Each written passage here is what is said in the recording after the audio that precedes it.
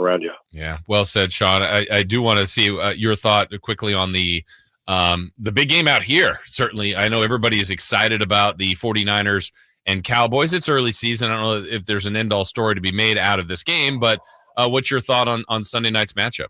I think it's huge. I do, and I think that we're talking two of the 3 or 4 best teams maybe in the league right now, at least top 5. I mean, the Cowboys, I know they did what they did against Arizona, but I think we all know that they are a really good team.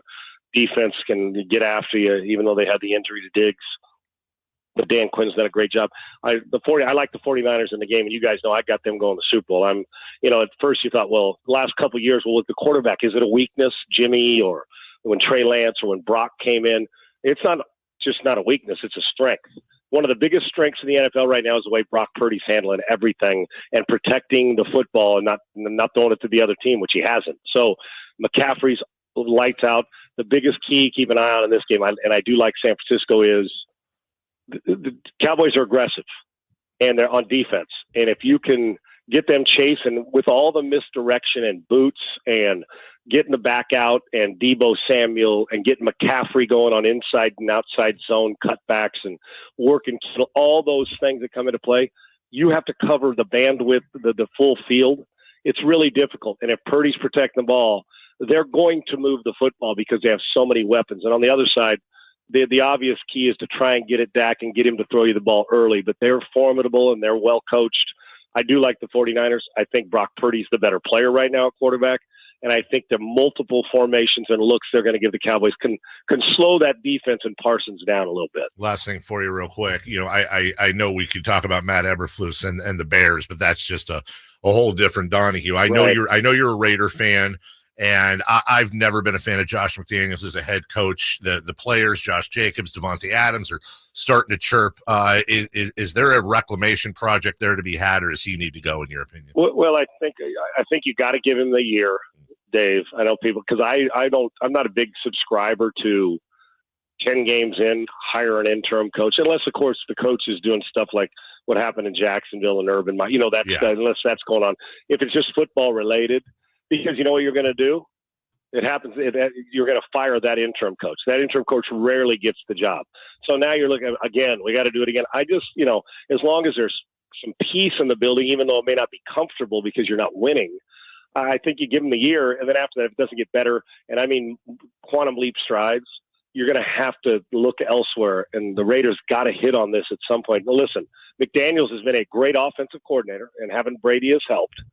But some guys, I see it all over the league, Dave. You guys see it. Yeah. The guys can be a great position coach and not a good coordinator because they just can't get into the rhythm of play calling. Doesn't mean they're not a good coach. Damn good assistants. Now, then you'll get the play caller that doesn't quite get the leadership or the CEO role when he gets to be the head coach. And he really wants to be on the X's and O's side, but the natural progression is go be the head coach. And some just aren't good at it. It feels to me like Josh McDaniels.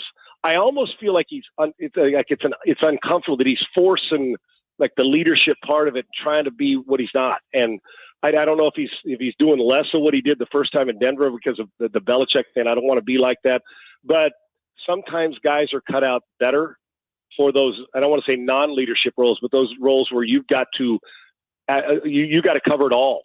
Maybe he's just better at being around the quarterback and the offense and doing it around. I think you give him the season. If you don't get quantum leap change, you got to make a change. And the next guy you hire, let him hire great X's and O's guys. Hire a great leader who commands the building the right way and maximizes the building. The X's and O's will take care of themselves. Hire good assistants.